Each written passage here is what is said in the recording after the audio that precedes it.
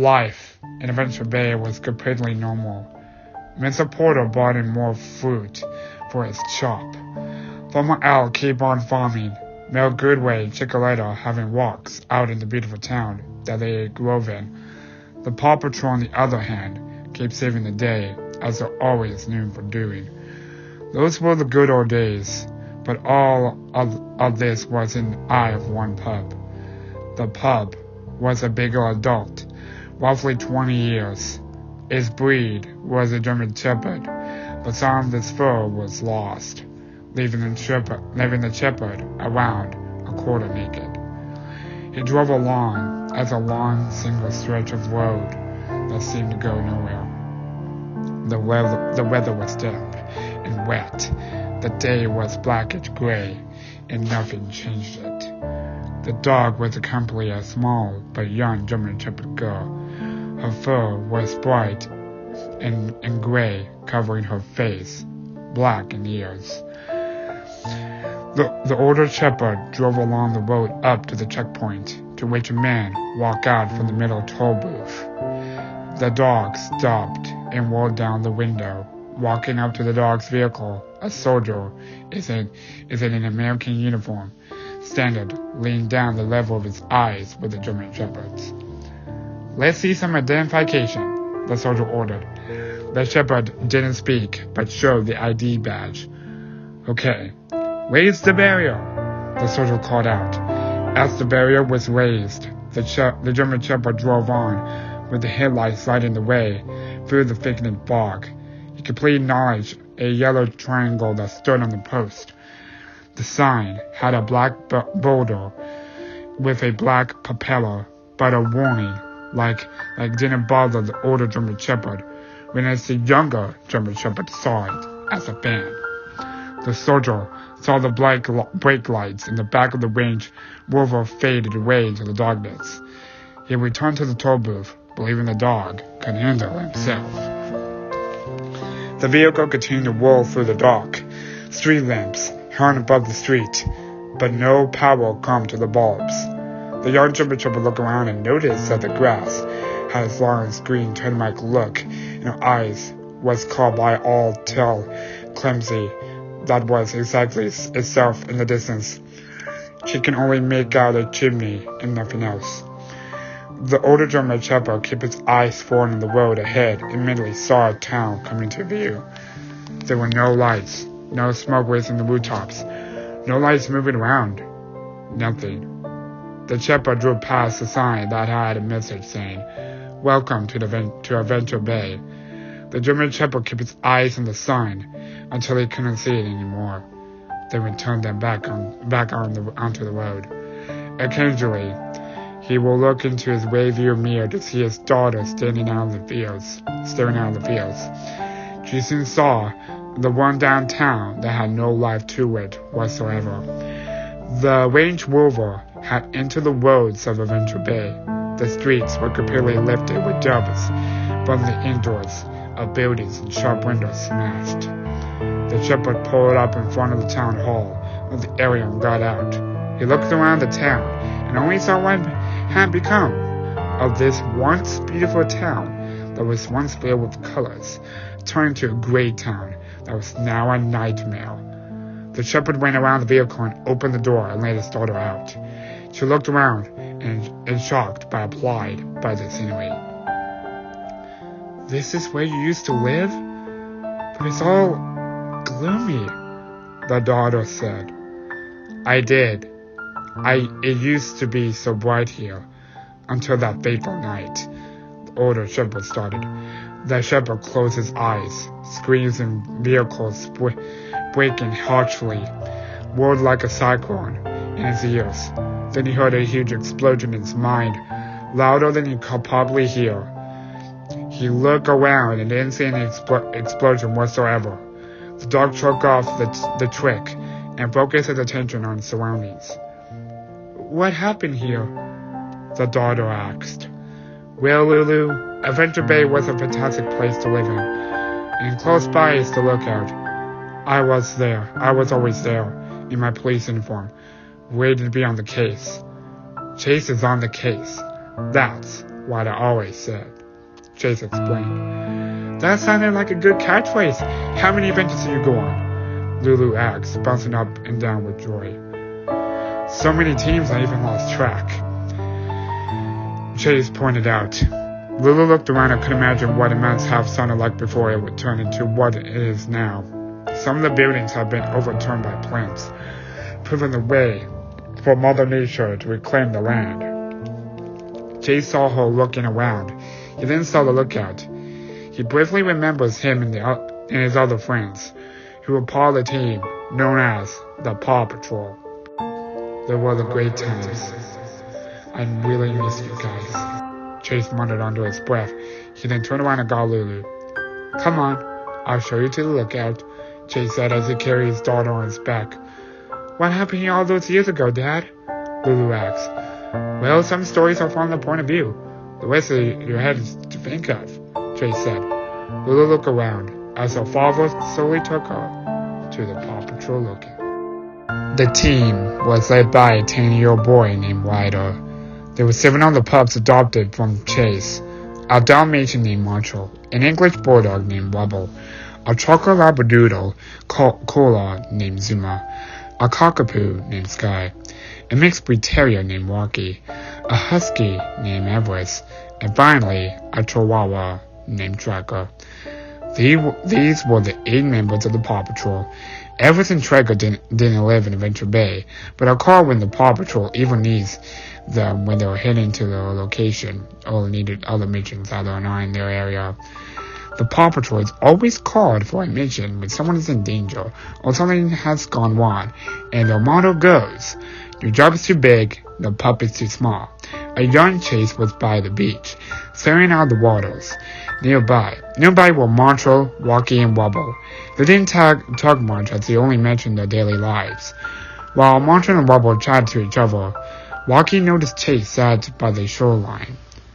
What's up, Chase? Rocky asked. Not sure. He looks alone, Marshall noted. He's been acting like this for the past few weeks, Rubble pointed out.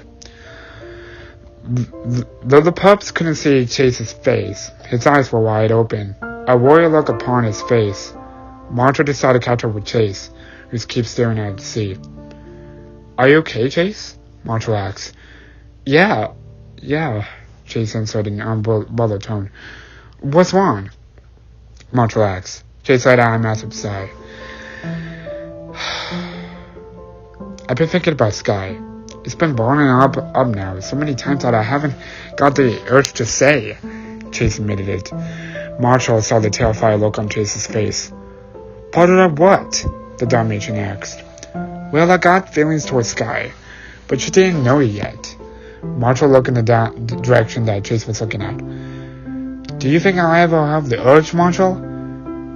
To confess my love to her? That is... Chase asked as he turned around to his Dalmatian friend. Marshall spun his head around and looked into the German Shepherd's eyes. Well, I know so. I think you just gotta give it some time, Marshall said. I guess you're right, Chase said. Then Ryder come to the 2 pups. Marshall, there's a job for you at the power plant that the director thinks you'll be used for, Ryder started. Marshall got up and led Chase. Chase saw his friend leave him, but he was thankful for what Marshall said to him. Chase turned around and saw the sun setting in the far distance.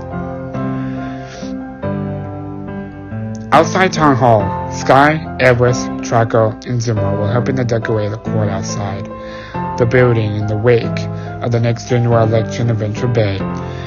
The election was between Mel Goodway and Mayor Humdino. Zuma blew up the balloons. Tracker and Everest helped with the burning, and Sky hung the balloons in the posts and other nearby lamp posts. The pups were trying about Mel Humdino's interview that they saw on Halle Daly's news channel the previous night. Mayor Humdino just went yapping on and on that night. Even that British journalist or whatever he is, Piers Morgan, I think he's called, just keep asking questions and rudely interrupt him, Zuma explained, and then helped to set up the stage despite being held tonight. Sky and Tracker didn't argue against the Labrador's point. I just hope Mel Goodway wins the election again, Everett started. See, I had to think what a power mayhem then it will place on the table if I came to the power here in Adventure Bay. What a horror. Oi, oi, oi, Tracker explained. Oh, don't go there, dude. I too will hate to see what planes would be if he become male. Zimmer chirped the argument. Everett saw that Sky had frozen in place. The husky dropped what she was doing and slowly approached the steel cockapoo. Is something in your brain, Sky? Everett asked. The cockapoo shook her head and saw a worried husky out outside. I've been thinking about Chase. It seems like I have feelings for me. And he's not the only one. I got a bit of a crush on him as well. Sky admitted quietly to her best friend. Have you not told him? Everett asked curiously. No, I'm afraid to admit it. I think he's also unable to say it to me. I think both of us are afraid to admit it. We might lose each other, Sky explained. Well, you just need the confidence. You gotta say something about to him before either another female pup steals him or another male pup steals you. Get to him first before they get to you. It's what my grandmother used to say to me when I was a small pup. It was advised. Sky smiled a little. You're right, Everett, but just you need to find the right time, Sky said as she looked around. You go find him, and I'll do your jobs when you're away. Everett backed. Really? I don't want you working twice as hard, Sky said, feeling convinced. It's been far worse. Ice or snow, I'm always ready to go, Everett said. The girls giggled.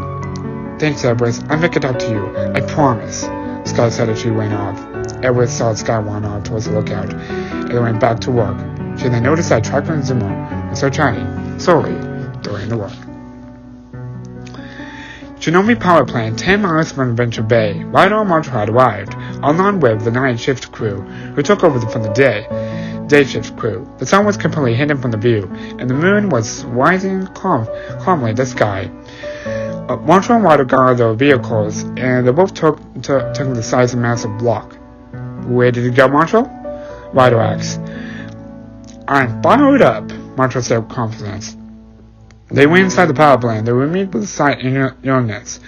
Then a man wearing a full-on white uniform. You must be Ryder and Marshall from the Paw Patrol, correct? He asked.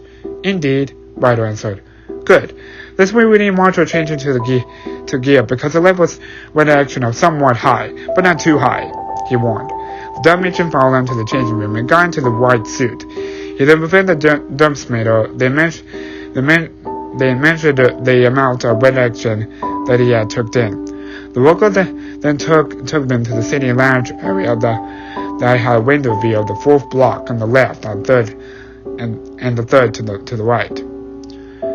We're going to be running a test tonight on the 4 vector. We need you on standby, Marshall, just in case cooling pools start to lead away in the meltdown. Plus one of the generators is offline for maintenance, the worker explained. I'll be ready, Marshall said. The worker nodded and walked off. Ryder then kneeled down to his best fire pup. I'll be back when they give me a call to say they complete the test. Will you be okay? Ryder asked, scratching the back of Marshall's ear. I'll be fine. See you soon, Ryder, Marshall said after enjoying the feeling. Ryder gave him one last stroke and then headed off. Marshall walked up to the window and saw the view of the whole area. Nobody was walking around. The place seemed like a maze to a stole pup. This place looks scary from the outside, but nothing inside can harm me, except for the wet action if I stay too long, Marshall said to himself. He looked around to see nobody else in the lounge. Just the humming immediately nearby of what Marshall believed was either the turbulence or the vector itself. He then noticed a clock on the wall nearby, 1:22:36. Marshall was informed by the worker that the experiment will begin in a few seconds. He sat by the window, absolutely that the silent outside covered the darkness. He kept looking out until he saw something or someone. Nothing. Minutes passed, and Marshall started wondering if they had to start the test yet. He kept his eyes on the sky, twinkling with joy.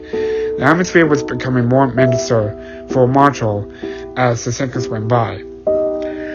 He was about to raise a single on wider, then suddenly Marshall felt vibrations on the ground. He looked down at his paws. The tips slid slowly without his bones moving. I think that it could be an earthquake. Nothing serious, Marshall resumed himself. But then the windows blasted into the sheds towards Marshall. Marshall covered himself against the grout until all of it landed on the floor. He could hear loud objects smacking the earth.